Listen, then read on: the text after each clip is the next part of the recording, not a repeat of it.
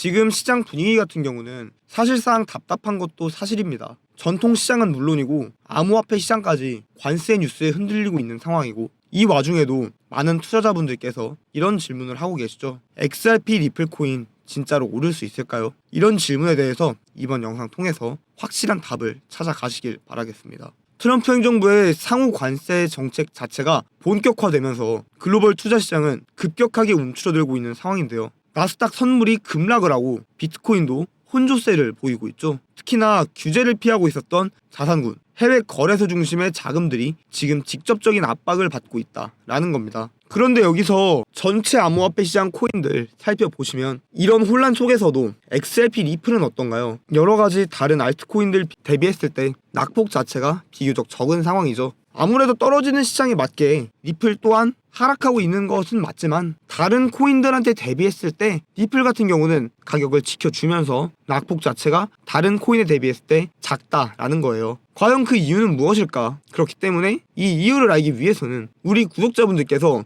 다음 내용들에 대해서 알고 계셔야 됩니다. 먼저 첫 번째, 왜 관세 전쟁이 리플 XRP한테는 기회가 될 수 있는지, 그리고 두 번째, 리플 XRP가 정책형 자산으로서 불리고 있는 이유, 그리고 세 번째, 트럼프 행정부의 디지털 달러 그리고 XRP의 연결고리, 그리고 네 번째, 스테이블 코인 RLUSD랑 규제 변화가 가져올 시장의 판도, 마지막으로 지금 시장에서 우리가 취할 수 있는 대응 전략은 무엇인가, 이 부분들에 대해서 지금부터 차근차근 풀어보는 시간 가져보도록 하겠습니다. 먼저 관세라는 정책 자체가 왜 코인 시장에 영향을 주는지부터 살펴보셔야 되는데요. 이번에 발표된 트럼프의 상호 관세는 단순하게 무역 마찰이 아닙니다. 전 세계의 통화 흐름 그리고 자산 흐름까지도 영향을 주는 디지털 화폐 시대의 물줄기 전환이기 때문에 그래요. 무역 불균형 국가에서는 20에서 40%에 가까운 고율 관세가 부과되고, 전통 금융시장에서는 공포 심리가 확산되면서 대규모 포지션 청산이 이루어졌습니다. 하지만 이런 국면에서 기억해 주셔야 되는 건 선별된 자산들이 살아남는다 라는 거예요. 그 중에서 XRP 같은 경우는 현재 시장 기준에 부합하는 대표적인 정책형 자산입니다. 왜냐면 지금 시장들이 합법적이고 투명한 인프라를 기반으로 디지털 자산의 생존 여부를 판단하고 있기 때문인데요.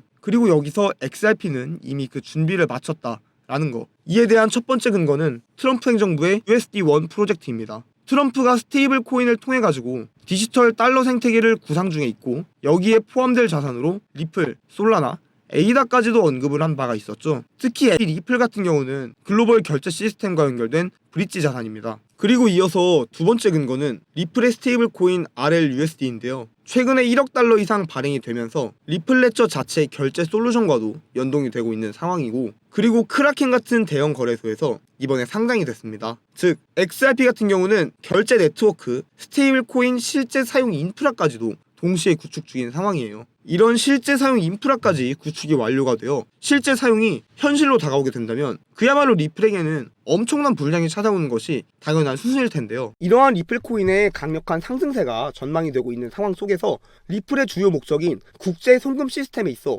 더욱 빠르고 획기적인 성능을 보여주는 리플 레이어 2 코인이 각광을 받기 시작했는데요. 오늘 소개드리는 이 코인은 리플 블록체인에서 개발된 유일한 레이어 2 종목이기 때문에 향후 XRP가 10배 오를 때 100배, 1000배 상승도 충분히 기대해 볼 수 있는 종목입니다. 이 코인 홈페이지를 보면 메인 화면에 XRP 생태계를 위한 사이드 체인이라고 프로젝트 목표가 명시되어 있습니다. 사이드 체인이란 XRP 체인을 더 원활하게 구동할 수 있도록 지원해주는 체인을 말합니다. 따라서 XRP 생태계가 커질수록 이 코인의 사용처도 폭발적으로 늘어날 수 있죠. 그리고 이 코인의 이용자가 늘어날수록 XRP 또한 원활한 환경에서 서비스를 제공할 수 있기 때문에 두 코인은 공생관계라고 할 수 있습니다. 이 코인의 백서를 보면 XRP 레저에 포크라고 되어 있죠. 하드 포크와 비슷한데 XRP의 좋은 특성은 유지하면서 레이어 2의 존재 가치인 확장성 개선을 위한 추가적인 코드 개발 가능성을 열어둔다는 개념입니다. 그렇기 때문에 레이어 2 스마트 컨트랙트를 맡고 있다고 설명하고 있죠. 향후 리플 생태계에서 결제는 레이어 1,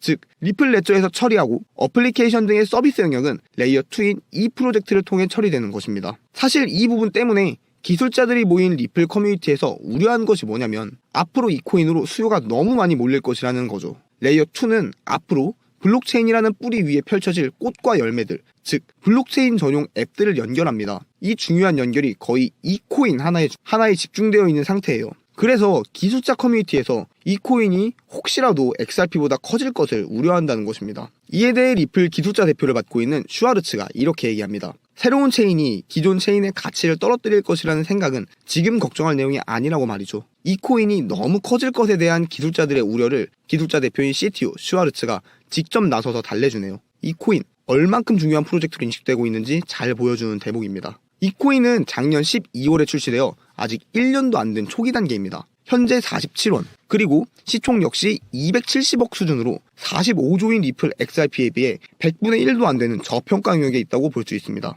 그리고 전체 물량의 98% 이상 이미 유통되고 있기 때문에 개발팀의 언락으로 인한 하락 충격은 걱정할 필요가 없겠네요.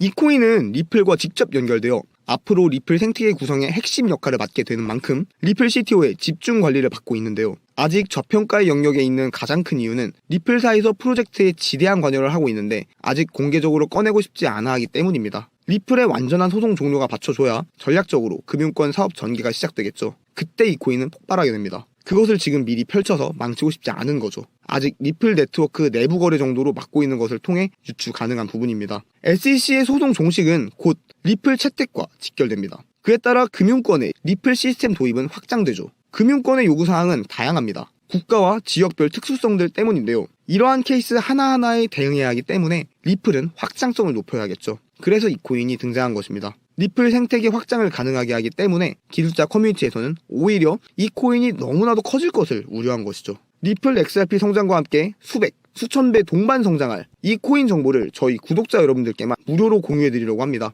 이 코인 정보가 궁금하신 분들은 영상 하단 더보기 안에 카톡 링크 클릭 후 숫자 9번과 레이어 2 메시지 남겨주시면 해당 코인 정보 안내드리겠습니다. 영상이 도움되셨다면 구독과 좋아요, 알림 설정까지 부탁드리겠습니다. 시청해주셔서 감사합니다.